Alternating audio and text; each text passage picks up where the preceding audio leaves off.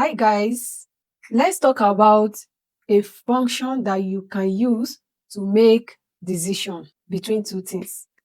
So, for example, look at our students and their test scores. We really want to decide if a particular student pass or they fail.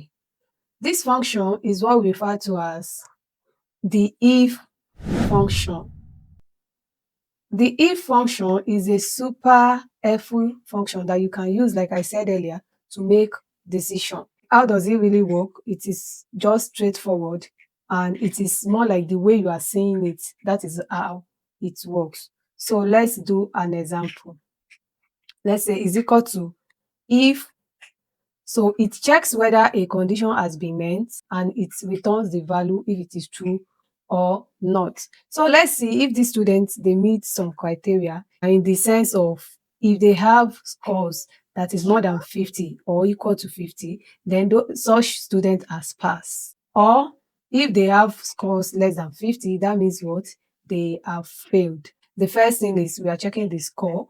If C4 is greater than 50, then what is the result that we want to return if that is true? If it is greater or equal to 50, actually, we are going to return pass. The students actually passed. And if this result is not met, what will happen? We are going to return fail for such students. And now let's just close everything and drag it down. And yes, as you can see, the if function has enabled us to make what? To decide. Now we have some students who failed, while we have some students who also passed, and we have other who also what? Failed. So this is a good way that you can use the if function to make a decision in anything that you are doing. Okay, maybe if I want to, do I need to buy a particular thing? Okay, if I want to buy this thing, that means maybe do I have up to do this amount in my account? If I have up to that amount, then I can buy it. If I don't have up to that amount, it means I cannot buy this thing. So the if function that can enable you to make that decision. Now, the ifs function will come in the aspect of what if we want to check if several condition is met, then this kind of things should occur, not just fail or pass. We want to give them grades. So this is where the if function will be able to what to come in and save us. Now let's say that these students, we have their score. We now want to give them their grade. That is, if any student score more than at least 70 plus, the student should have grade A. While for grade B, 60 to 69, then for C, 50 to 59, and anyone that is less than 50 marks should be what? Should be given F. You can see the difference now that it is now like between several conditions, not just one or two.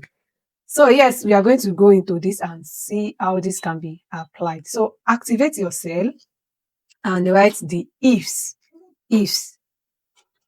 The first logical test that we are going to test is our test score column. All these tests, we are going to select them and ask that if any one of these is equal to or greater than 70. Remember, 70 is our starting point for our grade A.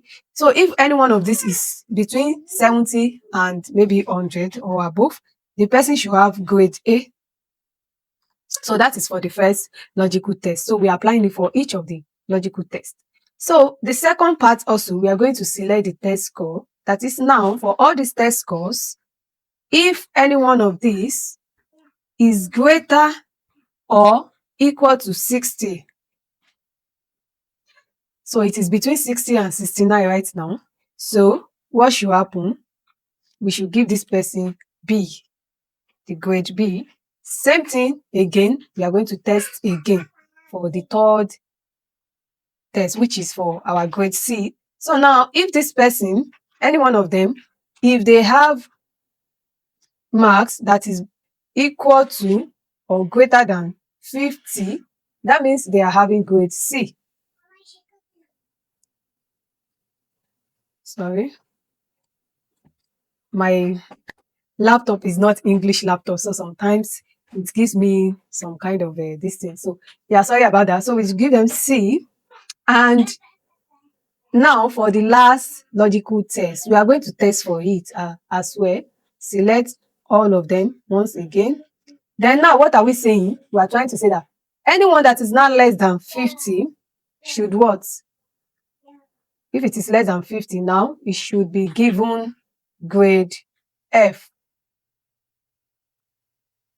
So enter everything and input our formula. And we have the full information. If you look at it, we have some people that have 46, 45, they failed. People with 95, A, they pass. 50, 58, we have C. That is all of them. They follow this criteria that we have actually set.